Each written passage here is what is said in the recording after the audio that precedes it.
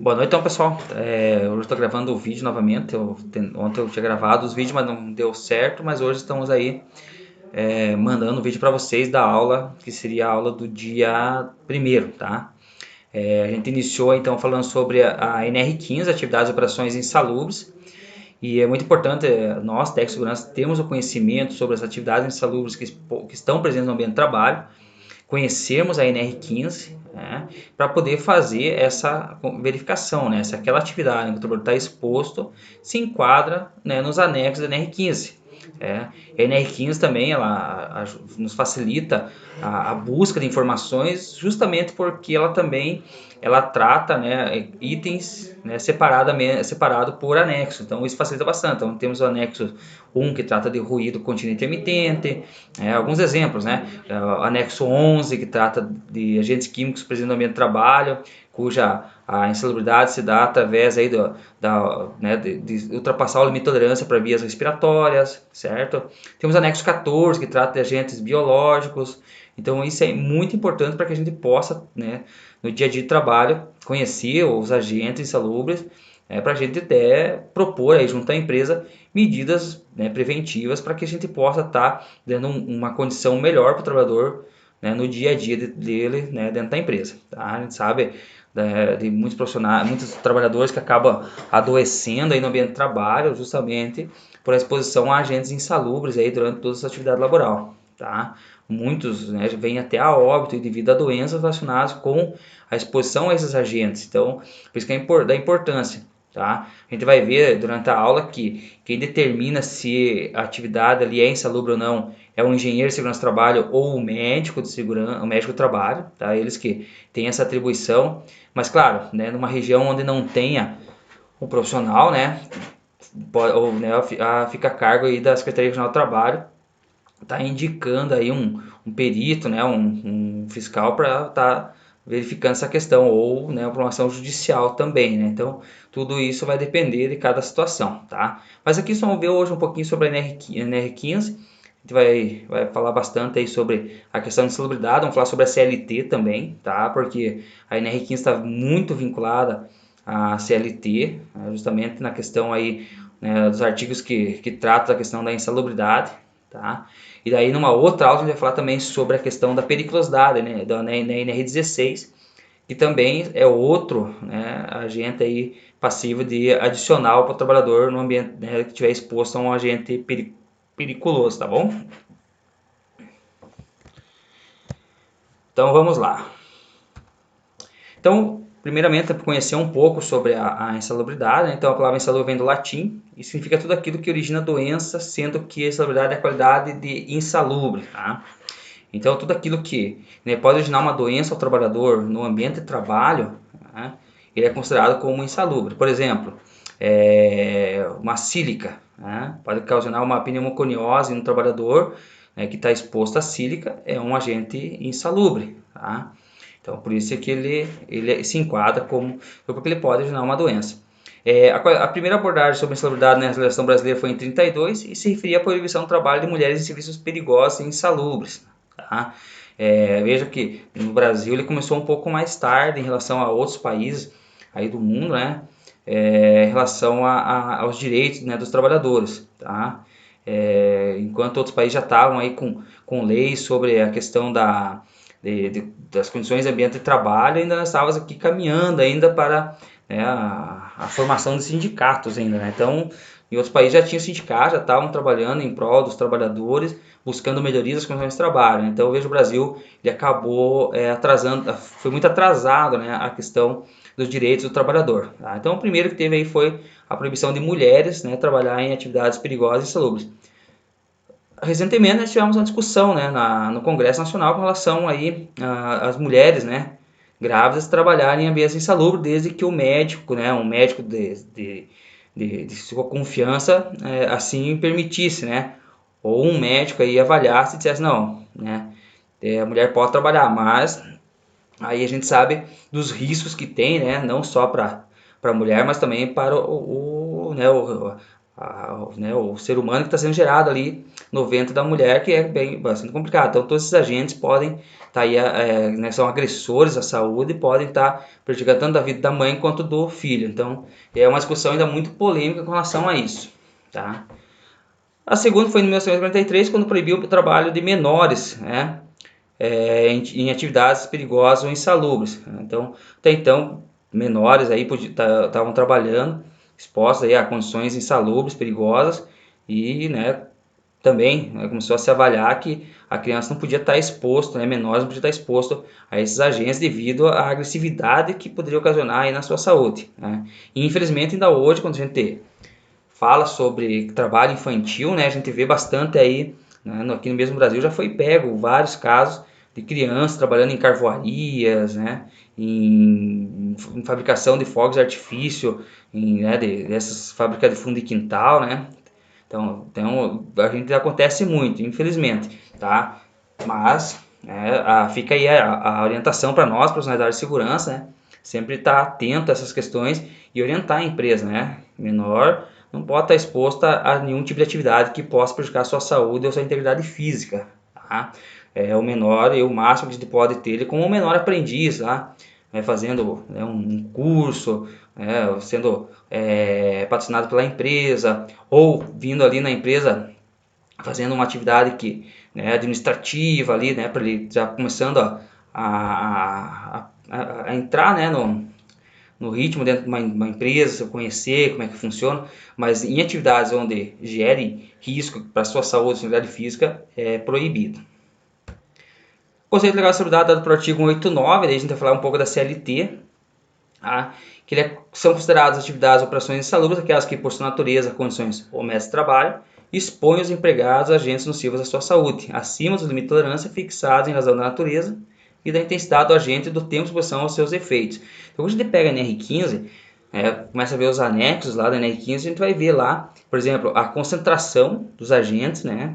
Então, por exemplo, vamos pegar o ruído, né? Para 8 horas de atividade, o máximo que vai ficar exposto é 85 decibéis. Então, a gente tem o tempo de exposição máximo e qual é a concentração máxima que o trabalhador pode ficar exposto, né? Então, já pegando anexo por anexo, a gente vai identificando essas questões. O anexo 11, por exemplo, que trata dos agentes que têm limite de tolerância, né, agentes químicos, também lá, né, é para uma jornada de 48 horas. Tá? Então, acredito que naquela jornada de 48 horas, aquele limite de tolerância ali, né, até aquele valor que está ali de concentração, o trabalhador pode estar exposto sem causar nenhum efeito, né, nenhum dano à sua saúde.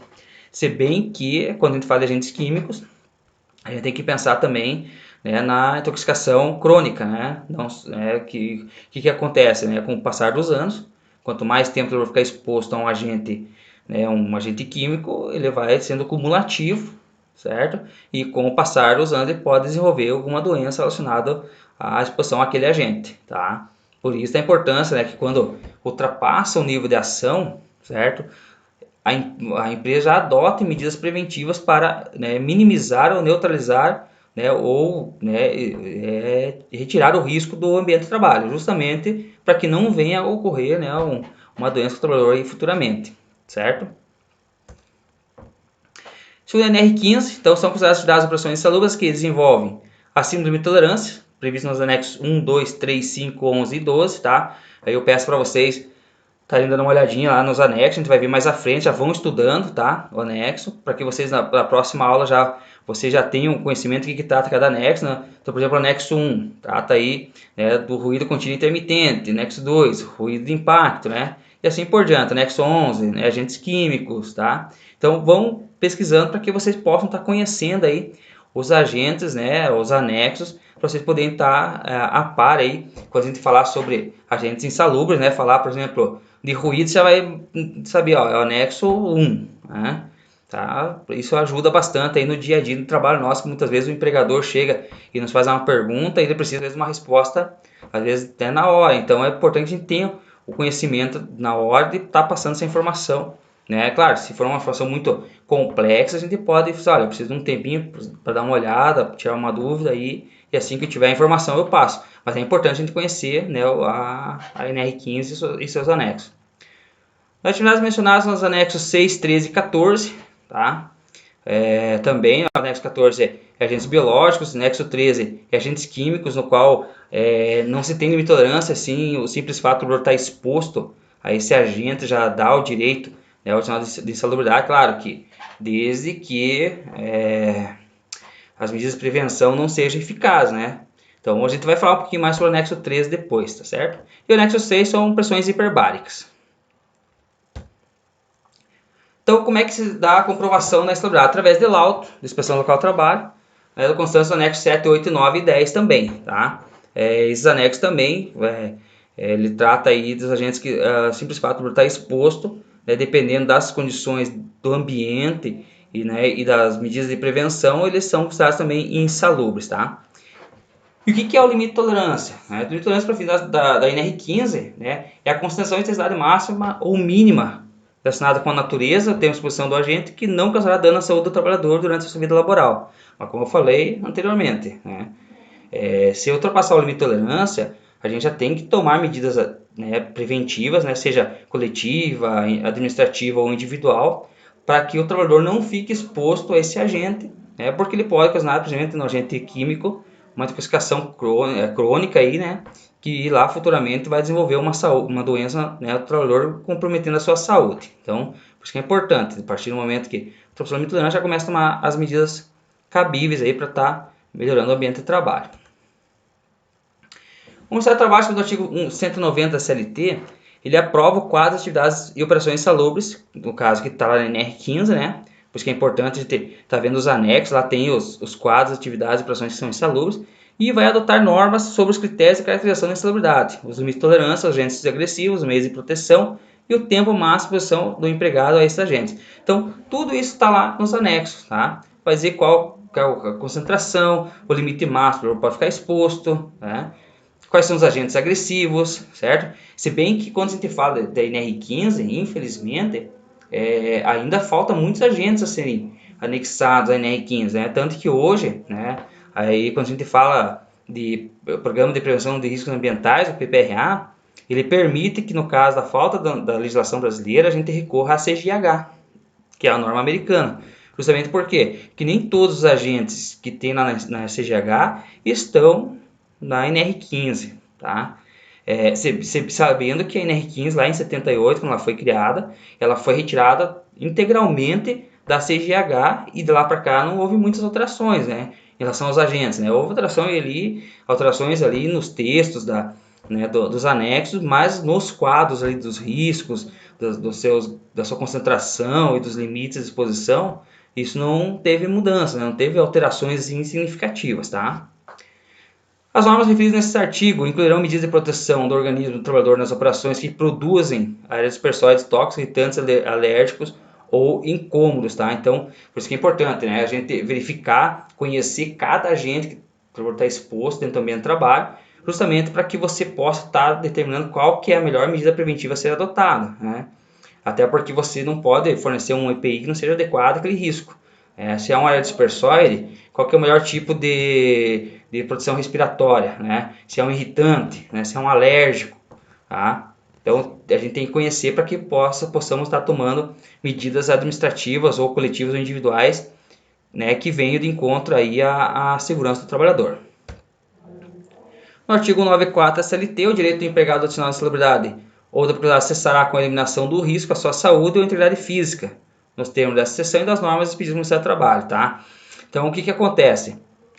Só vai cessar, né, o direito adicional do trabalhador desde que a gente elimine o risco do ambiente de trabalho, né? Ou que a gente tome medidas que reduzam esse risco, né, a níveis abaixo do limite de tolerância, certo? Então, por isso que a gente tem que ter o conhecimento do agente que o trabalhador está exposto, o tempo de exposição, quais são as medidas que estão sendo tomadas para reduzir, neutralizar ou eliminar esse risco, para que realmente daí lá, né, no laudo de insalubridade, o engenheiro vai dizer, não, agora ele está ok, né, não é insalubre porque a empresa adotou todas as medidas, né, as medidas preventivas necessárias para a eliminação do risco, tá? Mas só com isso que vai ser elidido o direito adicional. Comprovado, conforme o artigo 9 da CLT, o exercício do trabalho em condições insalubres, acima do limite de tolerância estabelecido pelo Ministério do Trabalho, vai assegurar ao trabalhador, né, a prescrição adicional, respectivamente, né, conforme o agente que está exposto. Então vai ter agente que é 40%, outros vão ser 20% e outros vão ser 10% sobre o salário mínimo da região, tá? Então, assim, ó, o que acontece? O salário mínimo da região, ele pode ser diferente do salário mínimo nacional, né? Hoje o salário mínimo nacional está em R$ 1.045, tá? Mas, de repente, aqui em Santa Catarina, o governador baixou um decreto lá e colocou que aqui em Santa Catarina o salário mínimo é de 1.200, né? Então, a empresa tem que pagar o adicional, né, a porcentagem correspondente ao salário mínimo da região. Não é sobre o 1.045, seria sobre o 1.200, tá? Então, por isso que a gente tem que ficar bastante atento e orientar bem, né, o empregador, né? É claro que a contabilidade já ajuda a gente bastante nessa questão, porque ela já orienta, né, o empregador com relação a porcentagem sobre qual valor que é, né, que tem que ser pago ao trabalhador para que pague isso corretamente, para não ter depois lá na frente um passivo trabalhista, certo? Segundo o parágrafo 2 do artigo 93 da CLT, no caso de incidência de mais de um fator de insalubridade, o empregado poderá optar pelo adicional de insalubridade que porventura lhe seja devido, tá? Então o que acontece? Aqui diz que o empregado, né, a CLT garante ao empregado o jeito de escolher. Mas geralmente as empresas já pagam o de maior valor, tá? Vamos supor que o trabalhador está exposto lá a um ruído que é 20% e está exposto a um óleo mineral que é 40%, certo? Então a empresa vai pagar o de 40% justamente para não ter, né, nenhum problema, nenhum passivo trabalhista futuramente, né? O que acontece? Por que terá que optar por um? Porque não pode ter cumulatividade, não pode ser pago sobre os dois riscos, sabe? Né, então tem que escolher, ou é sobre o ruído ou é sobre o óleo mineral, tá? Então a empresa opta pelo de maior valor, tá? Já tem casos, né, aqui no Brasil, na Justiça do Trabalho, que o trabalhador conseguiu, na Justiça, perceber, ter o pagamento, né, de dois adicionais ao mesmo tempo. Tá? Mas isso daí é uma questão, né, que o juiz interpretou que o trabalhador tinha direito. Né? Então, assim, nós temos a nossa legislação trabalhista, independente se for trabalhista, previdenciária, penal, né, enfim, ele abre, né, abertura, né, faz uma abertura muito grande para a interpretação. Tá? Ele abre muito para a interpretação. Então, assim, ó, o juiz lá você entra com uma ação na justiça, o juiz manda um perito, o perito tem uma visão sobre aquela situação e vai colocar, né, a visão dele lá no parecer. E o juiz vai acatar ou não aquelas informações que o perito colocou lá. Então, o perito entendeu que o trabalhador tinha direito a dois adicionais e o juiz foi lá né, sentenciou lá a empresa a pagar, né, os dois adicionais ao trabalhador. Tá? Mas a legislação nos assegura que o trabalhador só tem direito a ganhar um, não pode ser cumulativo. Certo?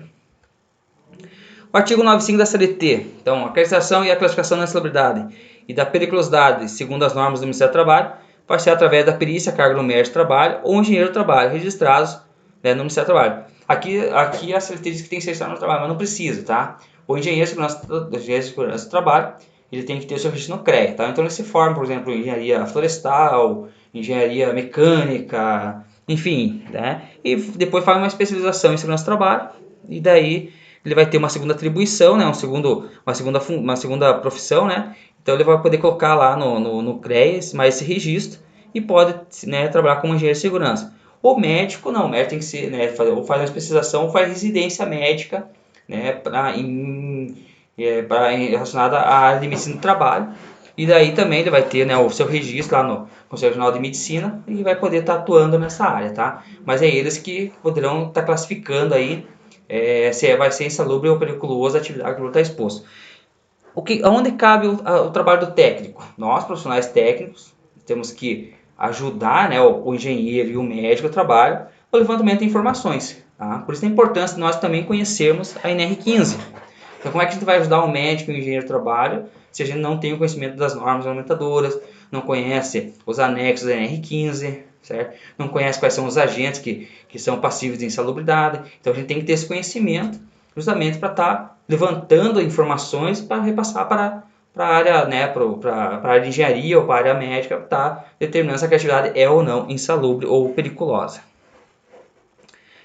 Na NR15, cabe à autoridade regional competente em matéria de segurança do trabalho, comprovada a insalubridade por laudo técnico de engenheiro de segurança ou do médico, devidamente habilitado, fixar o adicional devido aos empregados expostos à insalubridade quando impraticável sua eliminação ou neutralização.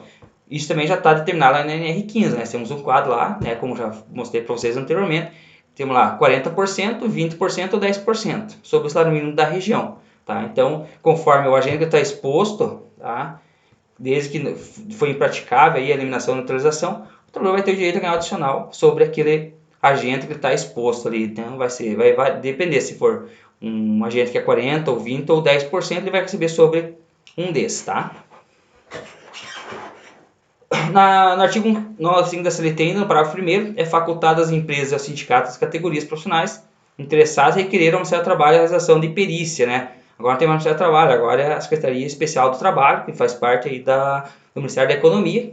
Né? Então fica aí facultado às empresas e sindicatos requererem, né, a Secretaria Especial do Trabalho a realização de perícia de estabelecimento ou setor deste, com o objetivo de caracterizar, classificar ou delimitar as atividades insalubres ou perigosas, tá? Justamente por quê? Por que fica facultado? Justamente porque hoje nós temos engenheiros e médicos que trabalham aí praticamente em todas as regiões do Brasil, então fica mais prático, né, conseguir ir lá e contratar um profissional para vir fazer um laudo, né, de insalubridade na empresa do que, né, solicitar ao Ministério do Trabalho, aí, a Secretaria Especial do Trabalho, que faça esse trabalho aí de estar delimitando aí as atividades que são insalubres ou perigosas, tá?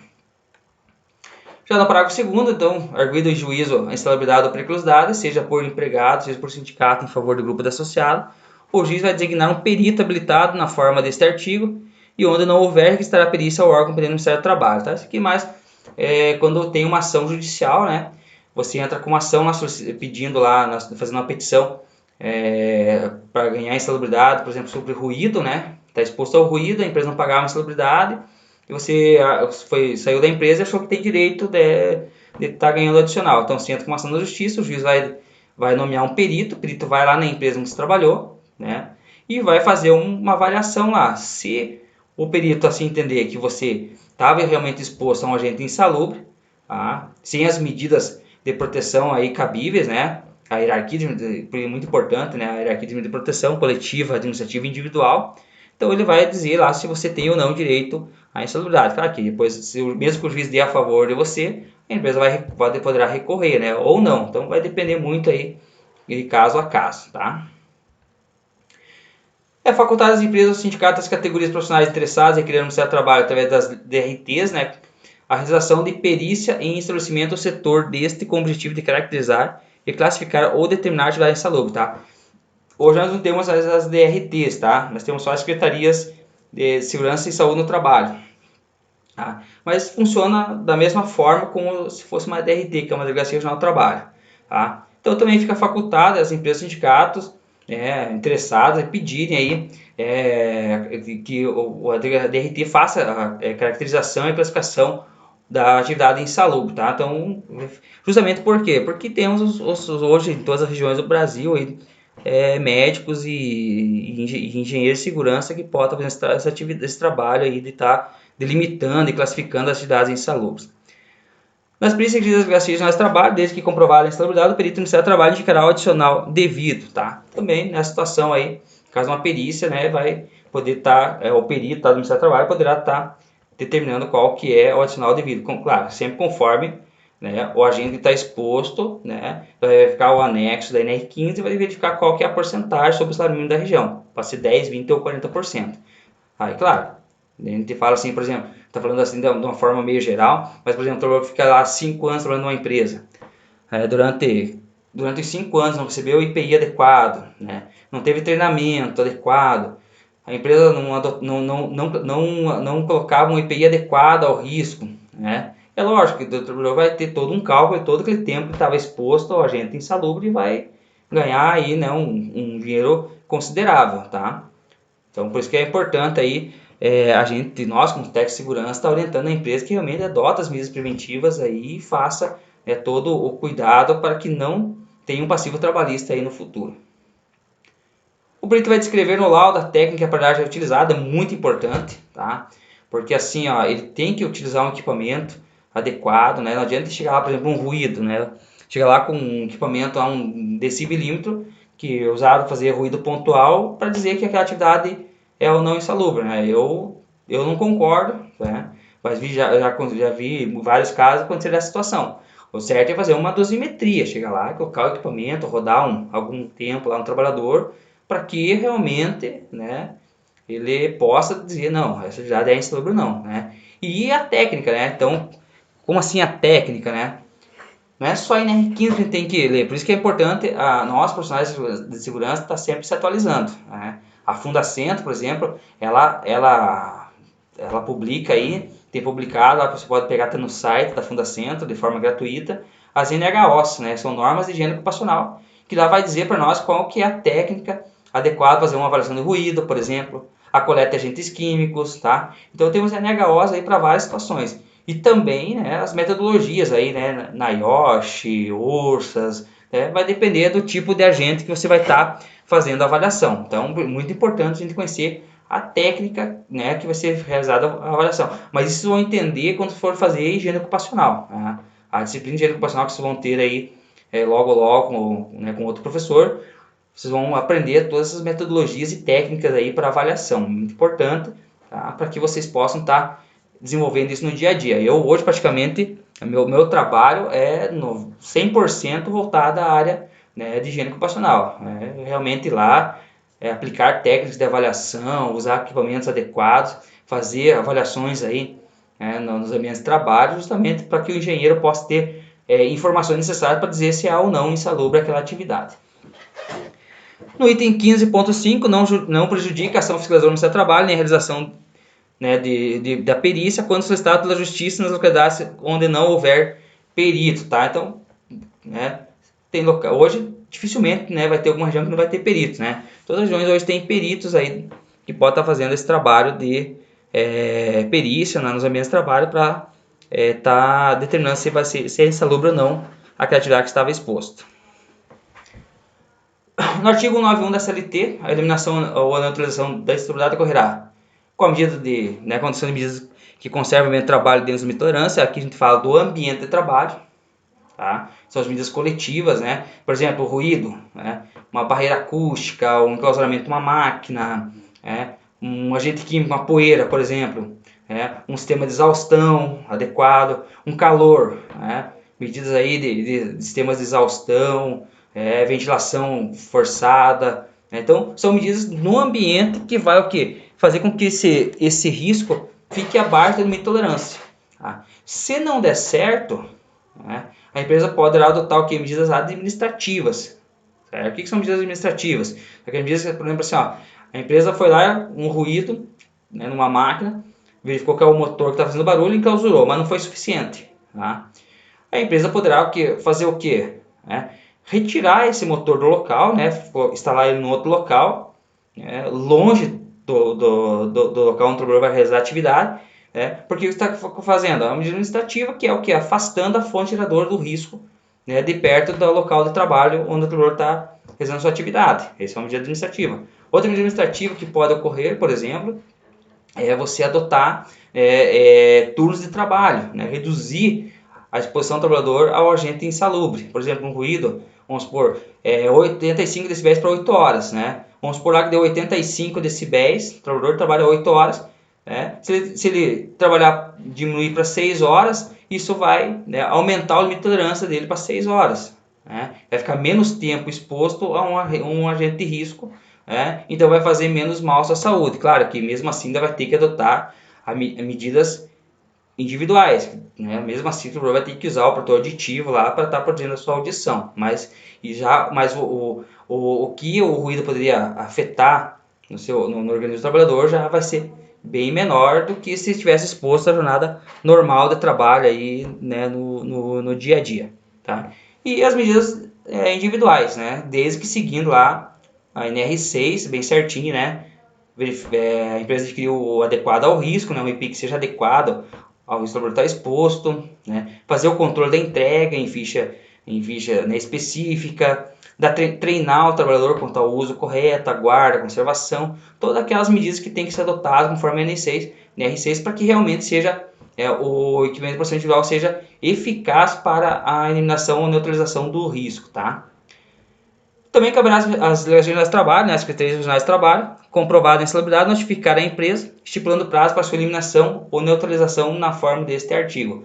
Claro, que a empresa, né, geralmente quando é que eles vão saber que aquela atividade ali, a empresa tem uma atividade insalubre? Quando elas vão vir fazer uma fiscalização, eles vão levantar, né, os riscos que a empresa né, tem dentro da empresa e vai dizer, não, esse risco aqui é insalubre e vai dar um prazo, vai notificar a empresa e vai pedir, dar um prazo para ela estar adequando aquelas situações, né? Claro que muitas vezes tem situações que precisa de um tempo maior, né? Então, o que as empresas acabam fazendo? Criando um cronograma de ação para que mostre lá no Ministério do Trabalho que a empresa vai adotar essas medidas aqui, né, em etapas para que seja neutralizado o risco. E vai colocar os prazos aí para a implantação de cada etapa, tá? E daí o Ministério do Trabalho, o fiscal do trabalho, vai aceitar ou não, né, aquele cronograma. Geralmente estão aceitando, né? Várias empresas que eu atendo aí já tiveram situações desse sentido, fizeram um cronograma de ações, apresentaram lá e foi deferido, né, pelo fiscal. Claro, o fiscal fica com uma cópia lá, de tempo em tempo ele vai dar uma olhadinha e vai dar uma ligada na empresa, vai mandar um e-mail cobrando informações sobre aquela etapa, se já foi concluída ou não, né?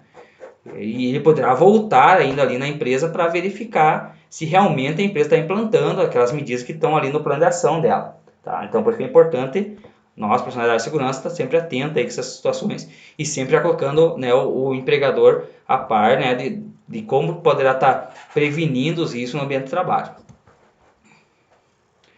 Aí, a segunda NR15, a eliminação da ação de responsabilidade deverá ocorrer com a adoção de medidas de ordem geral, né, que conserva o ambiente de trabalho, e voltando a ver que a NR15 também está falando aqui da questão do ambiente, né, manter dentro do limite de tolerância, ou continuação de EPI, né, ou a questão de medidas administrativas, tá?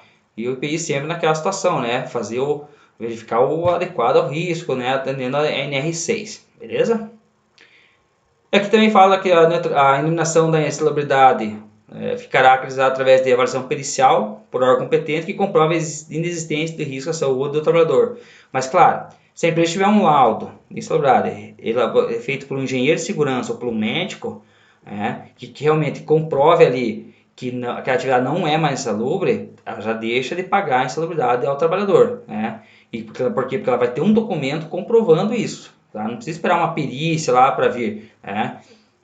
Porque nós estamos aí até em falta de peritos aí na Secretaria Especial do Trabalho, no Brasil todo, tem pouco peritos, não tem como eles estarem vindo em todas as empresas aí fazer essas avaliações. Então, desde que a empresa tenha um documento que comprove realmente que foi neutralizada, eliminada aquela exposição, aquele agente insalubre, já poderá cessar o pagamento. Beleza? Então, pessoal, essa é a parte da aula da aula de ontem, né? Da aula do dia 1º, para vocês estarem tirando suas dúvidas aí. Eu vou encerrar esse vídeo e vou gravar um novo vídeo que vai falar sobre a aula, a continuação desta aula, para vocês estarem conhecendo aí a NR15 e os agentes insalubres, tá? Qualquer dúvida, qualquer pergunta, estou à disposição, pode mandar uma mensagem no WhatsApp aí que a gente vai conversando, beleza? Tá, pessoal? Só deixa eu tirar aqui. Vamos finalizar. Então, pessoal, daqui a pouco a gente grava mais um vídeo e envia para vocês, tá bom?